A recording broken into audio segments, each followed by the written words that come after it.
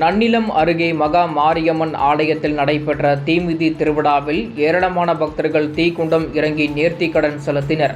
திருவாரூர் மாவட்டம் நன்னிலத்தை அடுத்த ஆனைக்குப்பம் கிராமத்தில் அமைந்துள்ள அருள்மிகு மகா மாரியம்மன் ஆலயத்தில் தீமிதி திருவிழா வெகு விமரிசையாக நடைபெற்றது. இதையொட்டி நேற்று மாலை கோயிலில் இருந்து காப்பு கட்டி விரதம் மேற்கொண்ட பக்தர்கள் ஸ்ரீ மகா மாரியம்மன் மற்றும் ஸ்ரீ காத்தவராய சுவாமியுடன் புறப்பட்டு மேளதாளங்கள் முழங்க முக்கிய வீதிகள் வழியாக தீக்குண்டத்தை வந்தடைந்தனர். பின்னர் தீக்குண்டத்தை சக்தி கரகம் சுற்றி வந்து இறங்கியது. அதனைத் தொடர்ந்து பக்தர்கள் ஒவ்வொருவராக தீக்குண்டத்தில் இறங்கி தங்கள் நேர்த்தி கடனை செலுத்தினர்.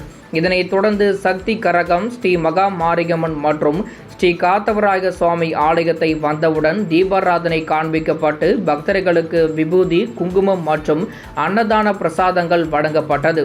அதனைத் தொடர்ந்து இரவு அம்மன் வீதி உலா காட்சி நடைபெற்றது. இதில் திரளான பக்தர்கள் கலந்து கொண்டு அம்மனை தரிசனம் செய்தனர்.